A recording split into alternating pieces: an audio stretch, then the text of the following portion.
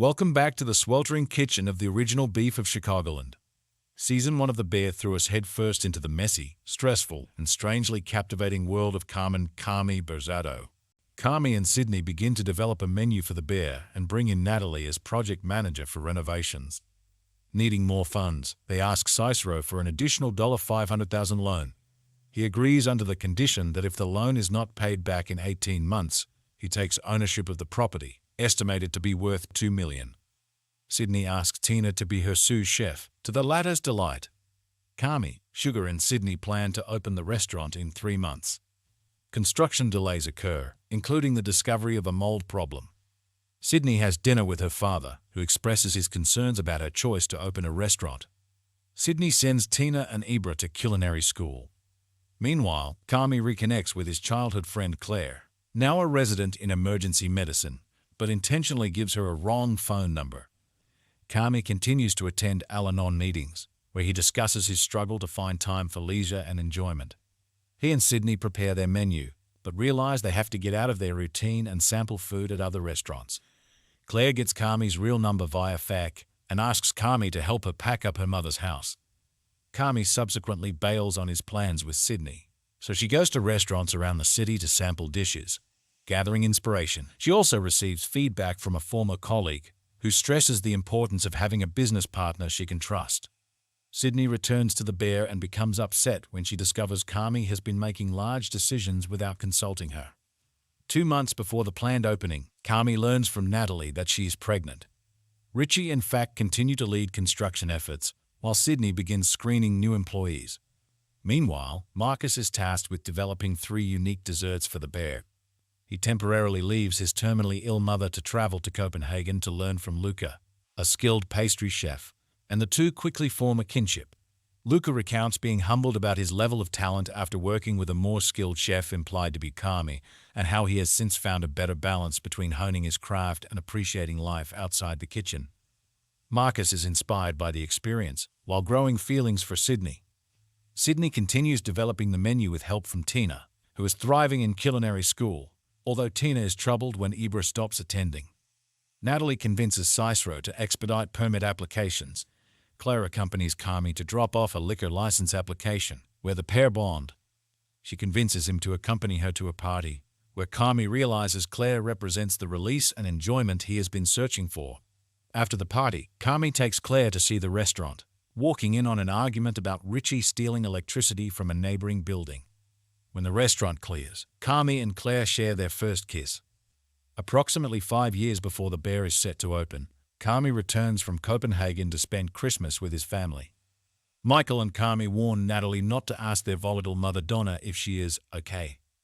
Donna drunkenly prepares a meal based on the Feast of the 7 Fishes.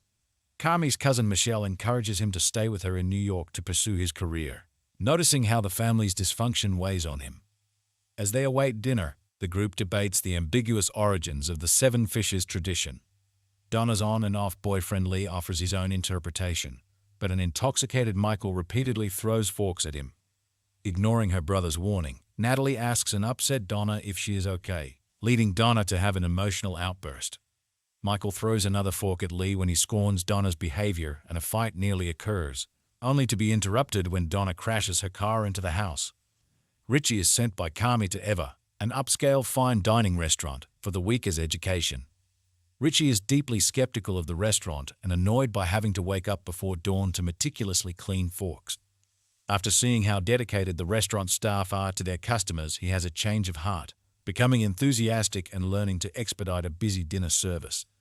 At the end of the week, Richie is sad to leave and asks about staying on permanently.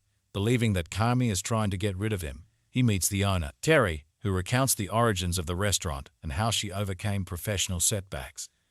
Terry reveals that Carmy told her that he believes in Richie and his people's skills. 10 days before opening, Carmy and Sydney are panicking over their inability to pass the fire suppression test. Ibra returns, reconciles with Tina, and agrees to take over the restaurant's takeout sandwich window. Richie returns with a newfound sense of purpose and a new penchant for wearing suits. Marcus returns from Copenhagen with an impressive new dessert menu. Richie apologizes to Natalie for the way he has treated her, and they begin interviewing front-of-house candidates. Sydney begins to see Claire as a threat to Carmy's focus. Fac realizes that Michael disabled the fire suppression system when he tried to commit insurance fraud by burning down the restaurant. Fac fixes it in time for the test and they pass, allowing the restaurant to open. Carmy, realizing he loves Claire, makes her dinner. The bear is set for its soft opening, for family and friends only. Sydney feels pressure to impress her father. Carmy begins to second-guess the plans and forgets to have the handle of the walk-in refrigerator replaced. Natalie informs Carmy that she has invited their mother.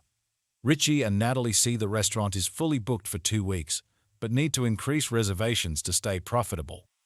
Cicero delivers the official business license to Carmy and warns him about the danger of distraction. Carmy apologizes to Sydney for his lack of focus and gives her a custom chef's coat. With the team prepared and the restaurant ready to launch, the team opens the Bear for business. On Family and Friends night, Richie runs the front of house while Sydney runs the kitchen. Several issues begin to mount. The restaurant runs out of forks. Sydney and Marcus are forced to assist when a line cook disappears, and the walk-in refrigerator handle breaks, trapping Carmy inside. Pete sees Donna outside, who refuses to go in due to her feeling unworthy to see her children's success. Pete accidentally reveals Natalie's pregnancy to Donna before she leaves. Trapped in the fridge, Carmy spirals into self-loathing and rants about how his relationship with Claire has ruined his focus in the kitchen. Claire overhears him and leaves in tears. Richie sees her leave and has a heated argument with Carmy through the refrigerator door. Carmy is devastated when he plays a missed voicemail from Claire earlier in the day, in which she confesses her love for him. The service ultimately ends successfully. Marcus receives a gift from Luca, and Sydney feels emboldened by the successful opening night.